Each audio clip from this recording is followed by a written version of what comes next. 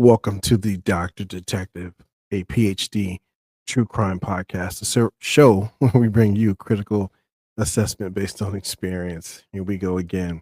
So, we're going to talk about a serious case here out of Eastpointe, Michigan.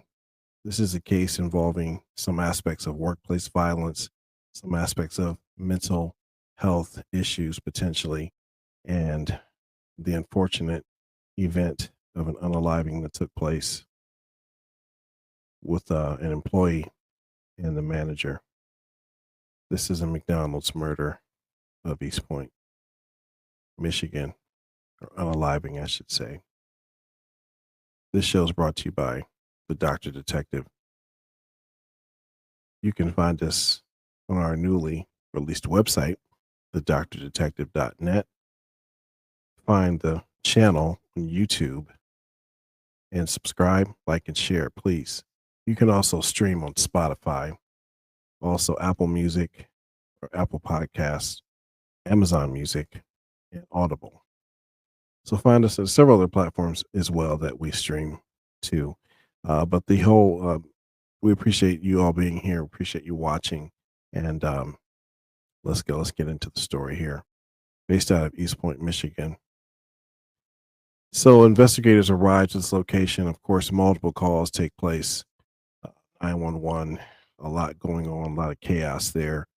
There's an actual fight, or what appeared to be a fight or altercation between a now ex-employee and the manager at this location. This is Eastpointe, Michigan, one of the suburbs of Detroit, pretty close off of East 9 Mile Road there, the McDonald's restaurant location. Investigators and officers arrive to secure the scene. What they find is a unfortunate graphic unaliving of the manager here at this location.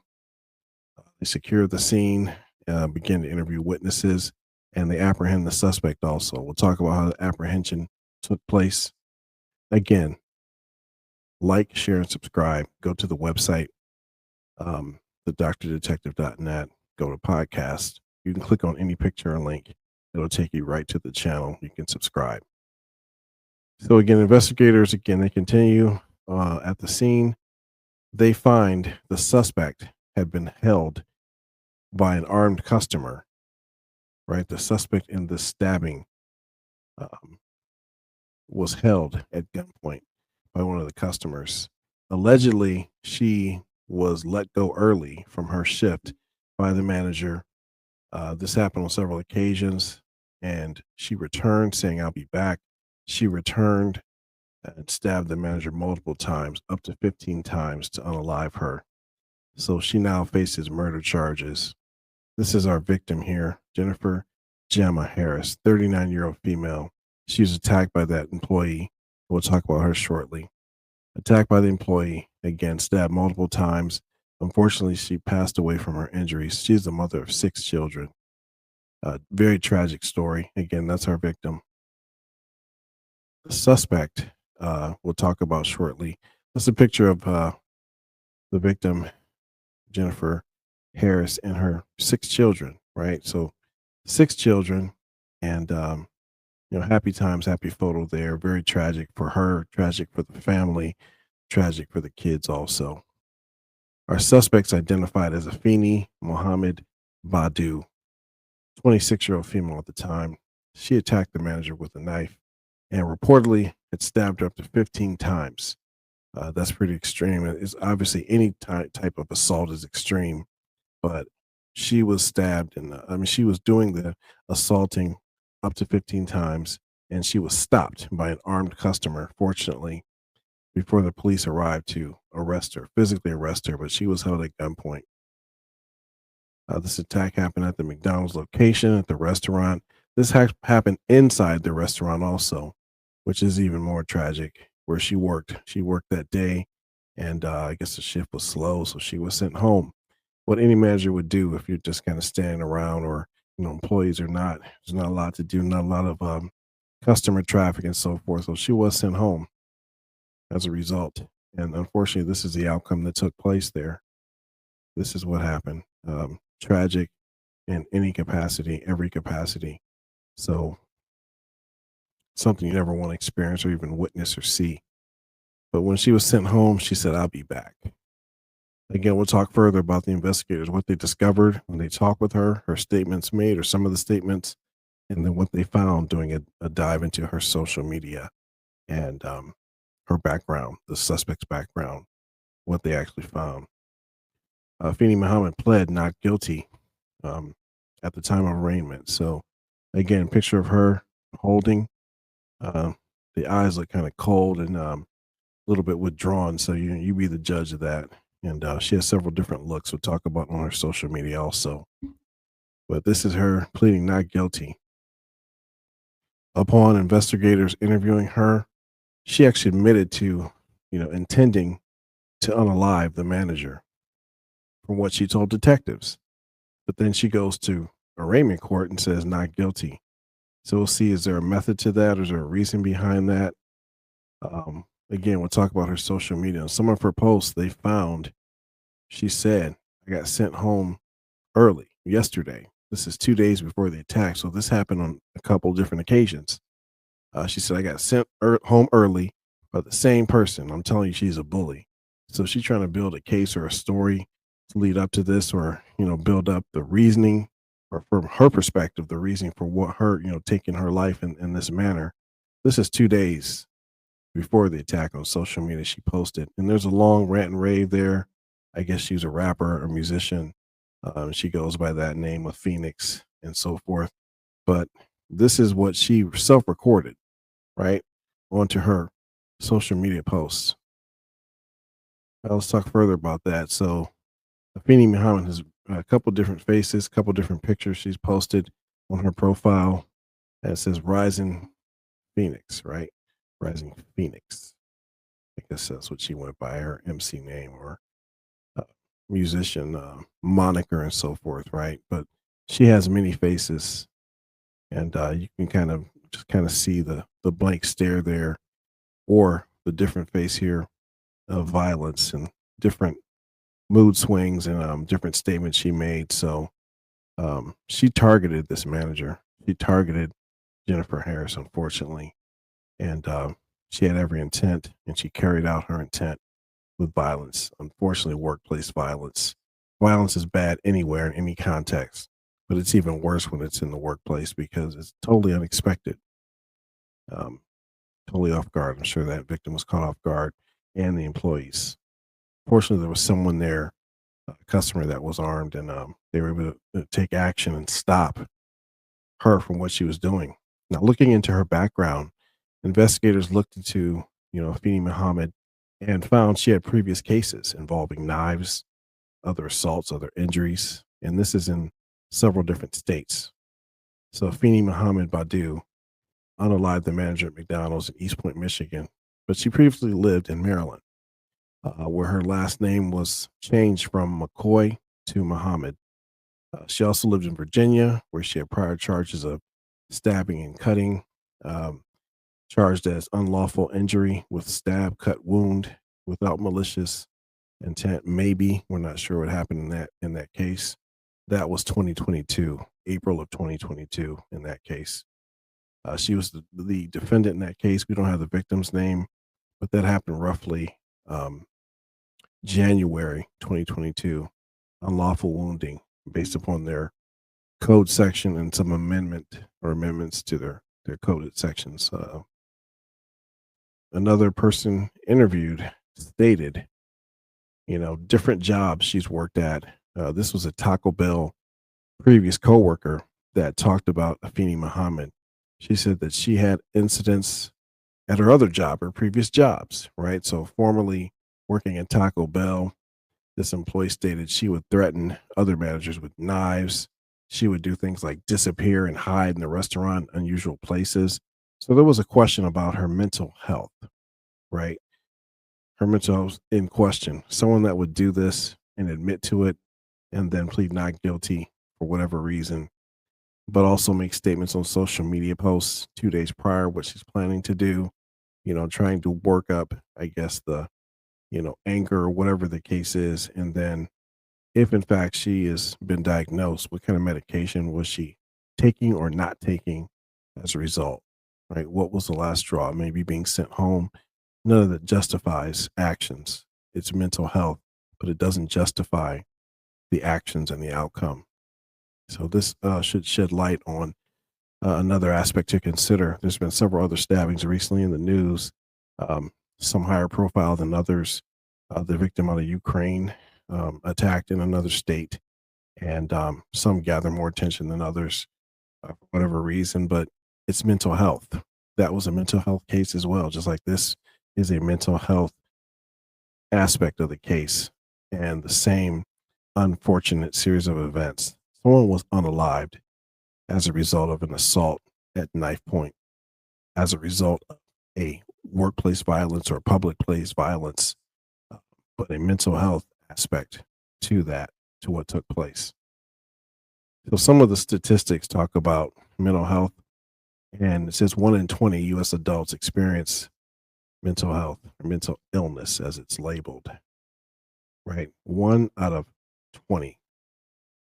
1 in 5 US adults experience mental illness. So the standard mental illness versus serious mental illness, the numbers vary, but they're saying 17% of youth experience some kind of mental health disorder. So mental health matters, right? Again, that's another reason why we're highlighting this segment, this series, and we'll talk about some options of what to look for, some options of what to consider, um, some options of what may be clear signs to be aware of, right?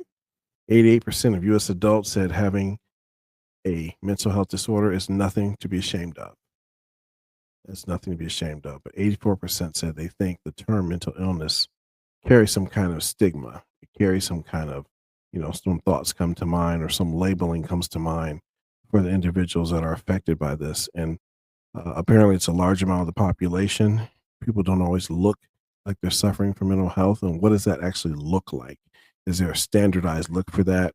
Apparently not, because it can be any one of us at any given time, or that has an episode or some other factors that enter into this under the influence. Just a breakdown, a mental health breakdown, or an episode, as it's called, of behavior. So behavioral health factors in to this as well. Some proactive versus reactive support we may consider. Maybe it's the approach from a proactive standpoint, some preventative measures to consider, or timing before issues arise, or we just hear something or someone says something that's kind of out of place. Maybe we should pay closer attention to, potential um, something that's building or something that could happen as a result, right? About communication initiated by the company. If this is workplace violence or workplace associated or hostile environment potentially, of course you have management to try to mediate, diffuse the situation, get some kind of separation, or make a final decision on, replacement, termination, removing individuals, or just having additional follow-up, right? So it's about improving engagement and satisfaction and retention versus reactive, right? Problem solving measures can be taken. If you see something, say something. If you think you see something, still say something, right? And again, sometimes it's just too late after the issue happens or arises, and we have an event or incident like this that takes place. In the worst possible case scenario with someone being unalived as a result. So after the issue is too late, reactive is not good enough anymore. So again, communication, if it's initiated by the company or customer or a person suffering or someone that just witnesses something that appears to be out of place. If you see something, say something, right? If you're not sure, maybe reporting is just an aspect of what has to be improved and what has to be engaged. So reduce customer dissatisfaction. Again, there's a lot of tension right now. There's a lot of emotions running high for several different reasons. Maybe it's just lifestyle. Maybe it's a lack of someone having the resources they need to manage. Maybe it's just a mental health aspect of, medication or medication that's being taken or not subscribed properly, right? So it just depends on what lifestyle a person has what they're suffering from, and can we identify the signs, or can we consider what has to be identified, or what part can we play in being more proactive versus reactive, proactive versus reactive, right? So some things to look for in terms of workplace violence. There's a spectrum. It may start from intimidation to bullying, which was stated by Afeni Mohammed, but I don't believe that was the case here. Again, other employees may have to speak to the fact and speak to the history. There's other incidents prior. Again, everything's to be considered in this type of investigation. How about offensive or threatening language? Was something said or previously, or something said that same day of the incident? And this goes for all aspects, not just this case. Was there an actual assault or physical violence that took place, or some kind of shoving match, or, heated words that could potentially cause, a physical confrontation, not just verbal? And then the unfortunate, unthinkable, unimaginable thing of the unaliving or a homicide that takes place. The spectrum. Again, see something, say something, versus seeing something, discussing it, not sure if you should report it. You should at least let someone know, confront the issue. It's not about snitching. It's not about telling on individuals. This is about safety. This could be safety for you and your family, safety for that individual, safety for everyone, actually. So it's time to be mature about situations and really talk about it. If you see something, say something, right? That's always. Again, we can worry about being labeled later, or uh, I'm just talking about in the context of workplace potential threats that happen, potential issues that you may have seen or observed. Someone may be suffering from something. Maybe they're just reaching out for help. They're trying to cry out for help before they do something. So again, the conversation has to be, it has to be increased. Communication has to be increased. Reporting has to be increased. There is a national mental health hotline I want to share with you, and it's as simple as 988. That's the national mental health hotline. You can call that number anytime and leave a message, hopefully talk with someone directly, leave information, but that is the hotline number. I'll leave that there for a while. Again, pretty simple to remember. Save it in your phone. Um, Hopefully you can report anonymously if needed, or call from a number, block your number and call. Just say something, right? Reporting is never going to hurt. So every ounce of effort that can be taken may save a life, and even yours, right? Because if you try to interfere or get involved to stop something you see, you could become a victim also. Hopefully that's not the case.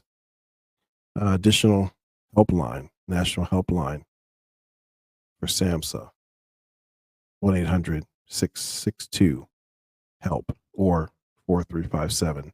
1-800-662-4357. I say that because some people may be streaming.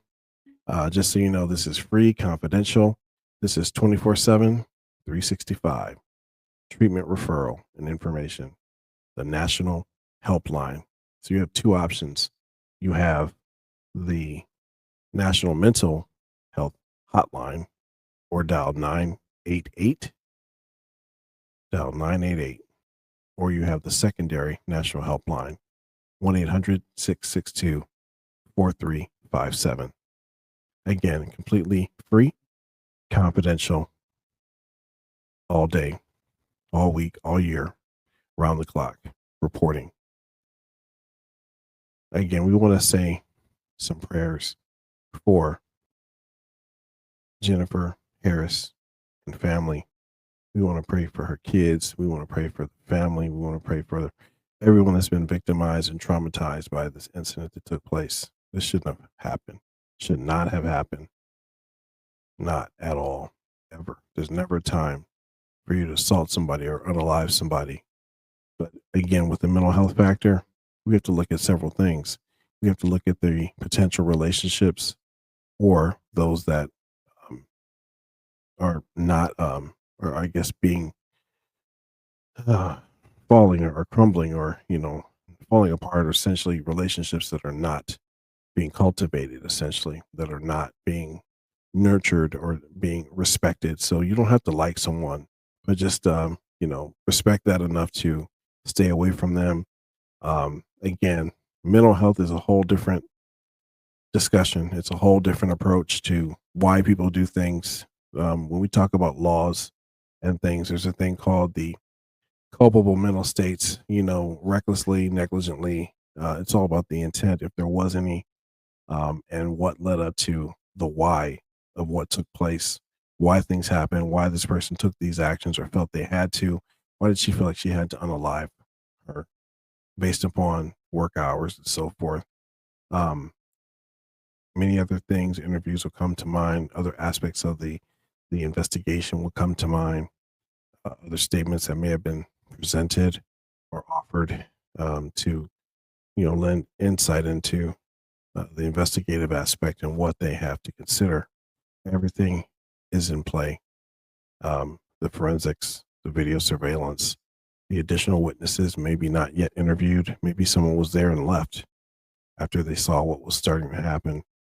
Maybe someone was told that was not yet interviewed. So again, that remains to be seen. Of course, the autopsy took place, and unfortunate. This is not a newer incident. This is several months back, and very tragic. But we're going to say prayers for Gemma and the family. Again, the helpline is 1-800-662-4357, or you can dial 988 for the National Mental Health Helpline. This is the McDonald's murder out of Eastpointe, Michigan, brought to you by the Dr. Detective, a PhD true crime podcast. Please like, share, and subscribe. Let's have more discussions about mental health. We'll dial back to this, and you can find us on YouTube. You can find us on Spotify, Apple Podcasts, Amazon Music, Audible. And of course, go to the YouTube channel, share, like, and subscribe. Again, as always, spread love, consider others, be compassionate. And I want to thank you all for watching.